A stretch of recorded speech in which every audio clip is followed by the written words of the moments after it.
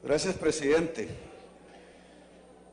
Me voy a referir primero a la respuesta que dio la ministra del Transporte en el debate del día pasado ya, de este debate, porque creo que no se trataba de hacer una evaluación de su gestión, no se trataba de que nos informara de toda la gestión que ha realizado, sino solo de responder una pregunta que no vi que respondiera. Hizo negocios con bancos cuyo propietario es Luis Carlos Sarmiento Angulo. Porque si es así, hay una inhabilidad.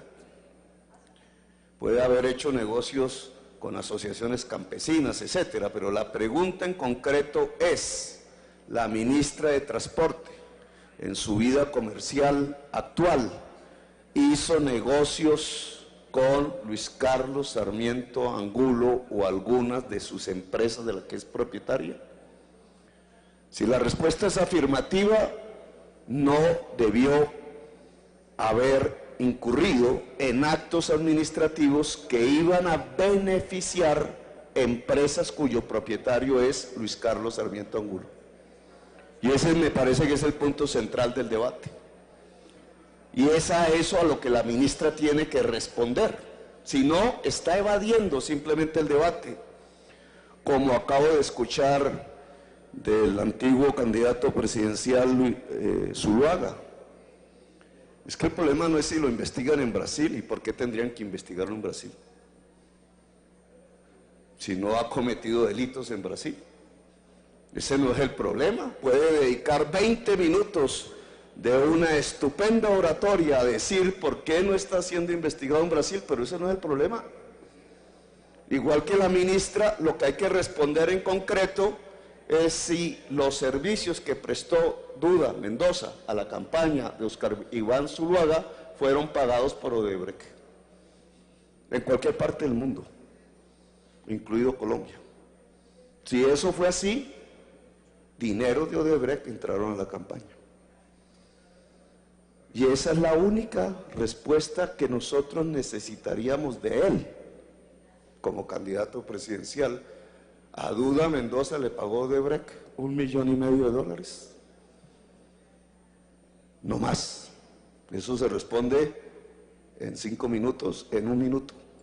Pero, presidente, yo quiero hacer uso de este tiempo un poco para aclarar. Me pareció absolutamente confusa toda la información de prensa que se desató alrededor del laudo arbitral. Voy a intentar que aquí se presenten unos cuadros porque, en mi opinión, lo que la prensa le presentó a la opinión pública sobre el resultado del laudo arbitral no es cierto. La información tranquilizó a la ciudadanía porque se pensó que se habían salvado los recursos públicos con destino a Odebrecht y Luis Carlos Sarmiento, y eso no es cierto. Esa es una desinformación y voy a tratar de precisar.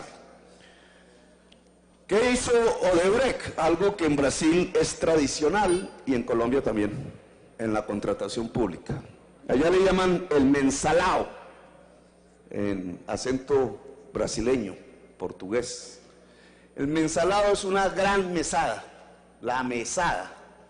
La mesada se paga a través de una subcontratación, como ya examinamos en el primer debate.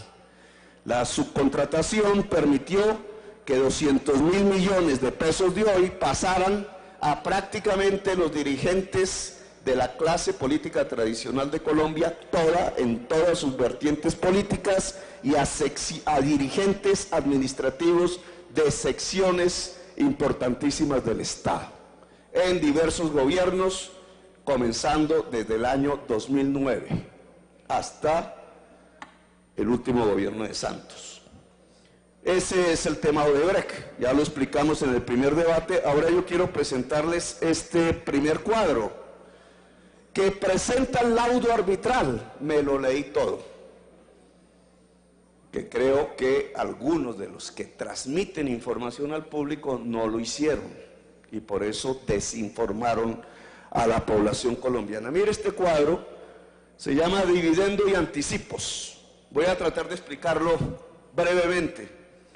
La concesionaria Odebrecht Luis Carlos Sarmiento, que se gana el contrato ilícitamente a partir de sobornos por 6.5 millones de dólares a funcionarios del gobierno de Uribe, varios, no uno, en las confesiones está el señor García Morales, en las confesiones está que se dice que recibió mensualidades Andrés Felipe Arias, y en las confesiones está que fue subcontratista el señor Juan Carlos Arango, todos miembros de ese gobierno. Bien, en el cuadro de dividendos y anticipos, pongámoslo, la concesionaria crea lo que se llama en técnicas de ingeniería un EPCista, es decir, una empresa de la misma estructura propietaria del concesionario que hace la obra. La concesionaria que firma el contrato recibe apenas los dividendos, las utilidades, y la EPCista, la que hace efectivamente la obra, es la que gasta el dinero y la que recibe los ingresos para gastar ese dinero. Bien, en el cuadro, por favor no me lo quiten, dividendos y anticipos, ustedes pueden observar que desde el año 2010 hay un giro de la EPCista hacia la concesionaria en términos de dividendos y anticipos, es decir, en términos de utilidades que se llevan los dueños de Odebrecht y los dueños de Aval y su socio minoritario, la familia Solarte. En el 2010, a pesos de hoy, actualizado, 94.000 millones de pesos. En el 2011, 183.000, y así hasta sumar 529.000 millones de pesos de hoy. Ya se ha descontado aquí lo que invirtieron, que fueron 250.000 millones de pesos de hoy. Es decir, que fuera de lo que puso, y una vez pusieron un capital, la concesionaria recuperaron el capital, y no solamente recuperaron el capital que pusieron, sino que se llevaron las utilidades por adelante, por adelantado. Se llevaron $500 millones de pesos en utilidades. Ni Odebrecht perdió en este negocio, no habiendo cumplido el contrato, ni Luis Carlos Sarmiento Angulo perdió este dinero. Ahora, ¿de dónde salieron las utilidades? Las utilidades salieron de dos fuentes. Pago que la ANI realizaba a la EPCista. Vamos a ver el cuadro ejecuciones de inversiones versus ingresos, ese, que también su fuente es el laudo arbitral. Si ustedes examinan, hay una versión que entra en el debate jurídico por parte de los contratistas, y está la última versión, que es la de los árbitros, que hoy diríamos es la versión oficial. En la columna de los árbitros ustedes pueden observar a pesos de hoy que el CAPEX, OPEX del 51% de la obra en la Ruta del Sol 2 es evaluado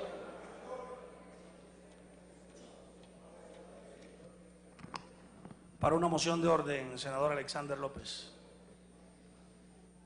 Presidente, para una moción de orden. La verdad que este es un debate muy importante para el país.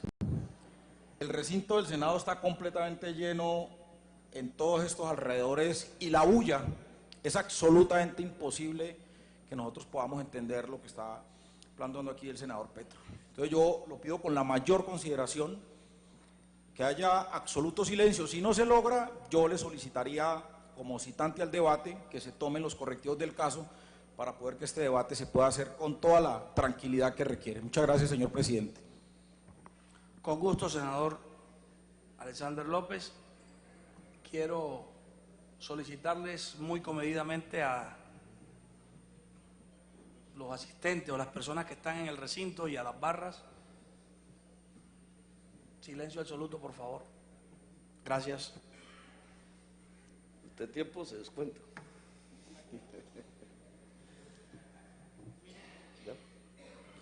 Bien, se observan el informe ya oficial, que es el del laudo arbitral, la obra que solo tiene un 51% de avance en la Ruta del Sol 2, ya vale, y así se reconoce, 5.441.000 millones de pesos. Recuerdo que fue licitada por 1.4. 5.44 significa que si quisiéramos completarla, ya esa obra nos valdría a pesos de hoy 10 billones. Ese es el efecto de todo lo que ha pasado al fisco o a los que paguen el peaje en algún día, en el futuro. 10 billones de una obra que valía 1.4 en su inicio. Este es el efecto de la corrupción. Pero de ese 51%, el laudo arbitral reconoce que eso vale 5.44, es decir, que ahí han invertido los concesionarios a través de su EPCista 5.4 billones. Sus ingresos, y ahí la desinformación de la prensa, son del orden de 5,2 billones de pesos.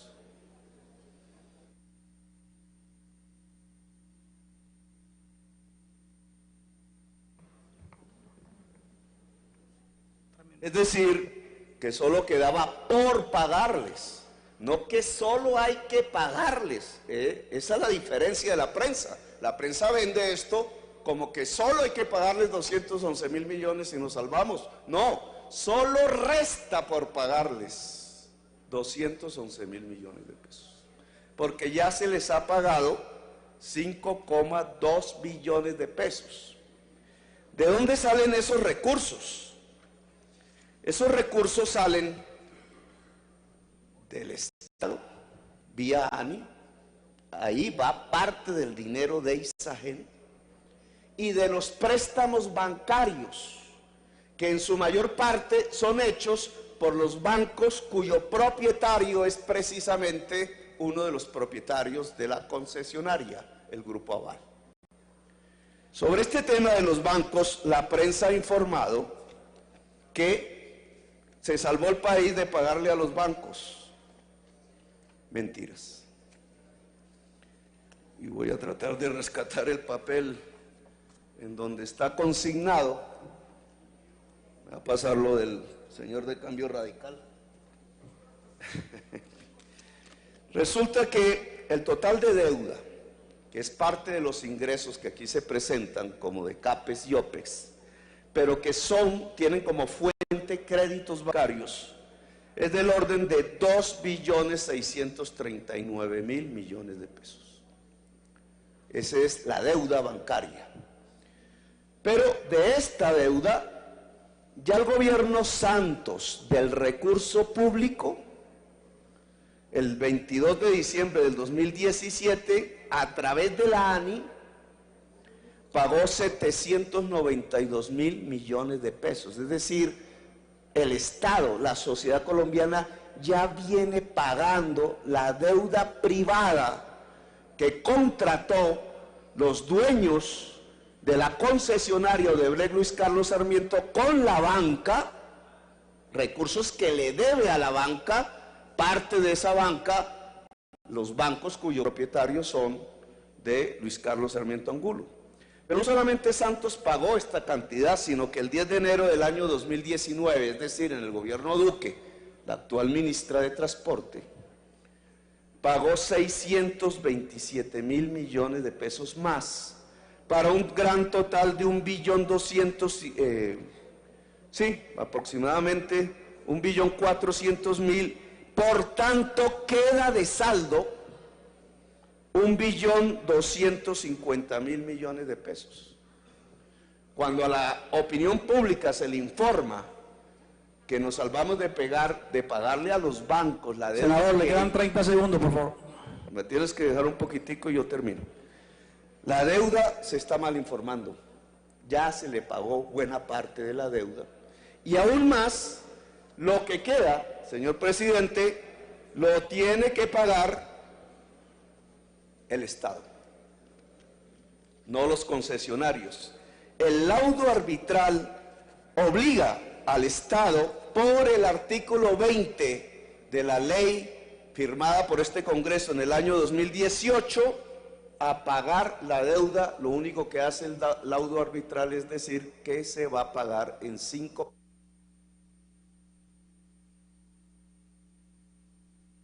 Discúlpeme, senador.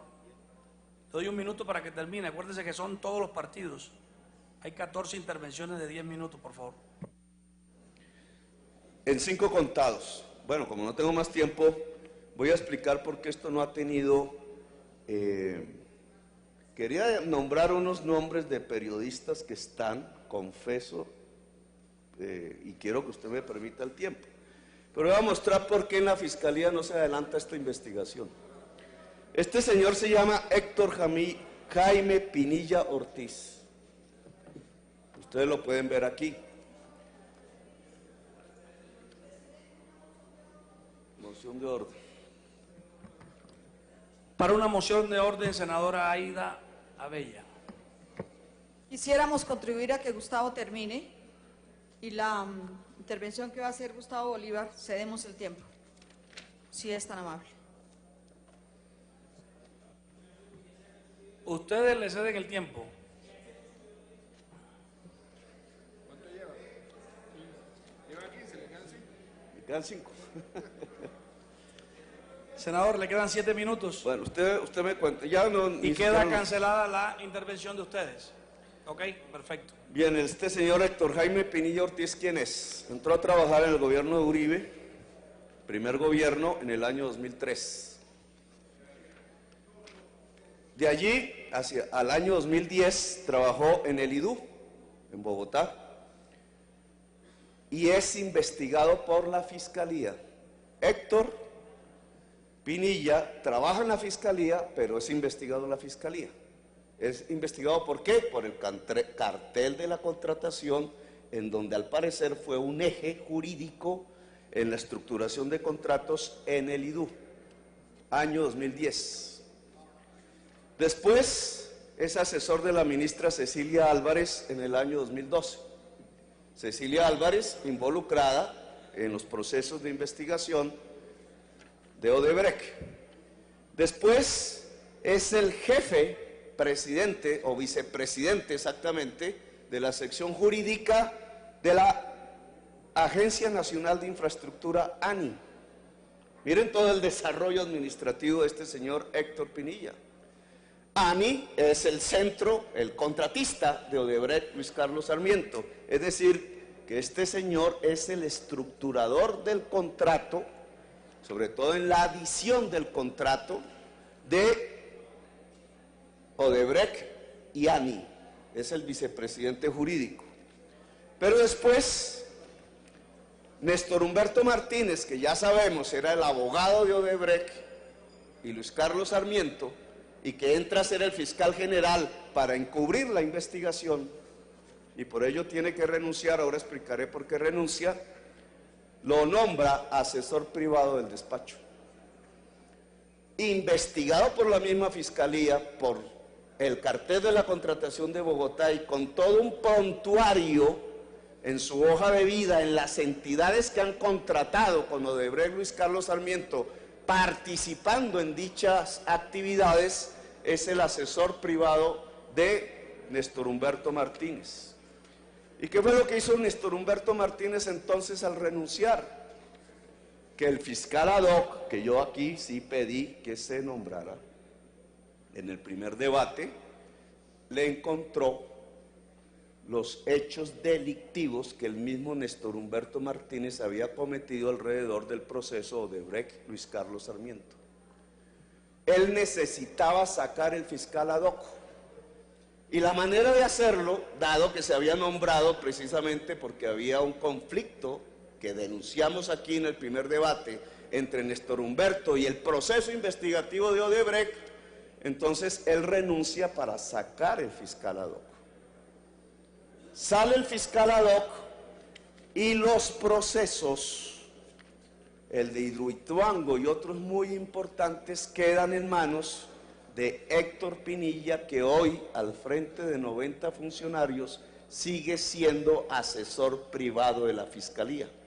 es el hombre de la Fiscalía para garantizar la impunidad del proceso Odebrecht, Luis Carlos Sarmiento Angulo, en esta institución. Finalmente, presidente, fuentes de esta actividad de control político nos hablan de algunos, no todos, los periodistas que han estado implícitos al lado de políticos y funcionarios como sobornos de Odebrecht. ¿Qué papel jugó la prensa en ese momento, en el año 2009, 2010? Le echó todo el agua sucia a los nules, los malos de todo el mundo, así como las FARC eran los nules, precisamente cuando estaban compitiendo con Odebrecht. No es que los nules no hayan cometido delitos, sino que los nules habían dejado de ser los favoritos del gobierno nacional en la contratación, y al ser competidores con Odebrecht y al ya existir un favoritismo con Odebrecht, que ya sabemos fue a cambio de sobornos, se necesitaba destruir al competidor, y la prensa hizo esa función.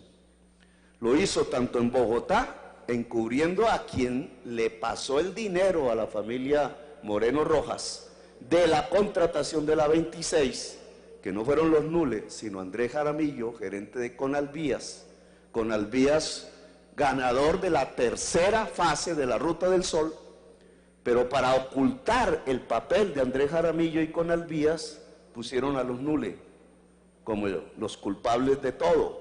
Así hicieron con la Ruta del Sol. La prensa jugó ese papel, pero sabemos hoy, por la confesión de García Morales, a partir de sobornos a la prensa. ¿Quiénes aparecen? Algunos nombres en las confesiones que ya estos exfuncionarios han entregado. El señor Juan Mesa Zuleta es jefe de prensa de Juan Manuel Santos. La señora Ángela Calderón, que es la actual jefe de prensa de la Fiscalía, y que la metió Néstor Humberto Martínez. Camilo Cano, de los Cano. Marilyn López, que era jefe de comunicaciones del Partido Liberal y actualmente trabaja, no sé si a la fecha, en la Presidencia de la República. Camilo Granada, que era muy ligado durante 8 años a Odebrecht, pasó a ser jefe de prensa de Rafael Pardo y Juan Manuel Santos. Fue después de la salida de John Jairo Campo, que era el jefe de prensa del Palacio, de la Presidencia, pasó a ser el jefe de prensa del Palacio en el gobierno de Santos, Camilo Granada. Hay otros nombres, pero no tenemos confirmación. Estos han sido nombrados en confesiones. Es decir, que alrededor del caso de Odebrecht, Luis Carlos Sarmiento, señor presidente, se tejió no solamente un manto de soborno sobre funcionarios públicos de todos los gobiernos, desde el 2009, un manto de sobornos, porque hay que decir, el laudo arbitral se hace sobre la base del artículo 20 de la ley del año pasado, aprobado por este Congreso, y por tanto por eso es que toca pagarle del dinero público a los bancos de Luis Carlos Sarmiento, que ya había retirado las utilidades por anticipado. 30 segundos, senador.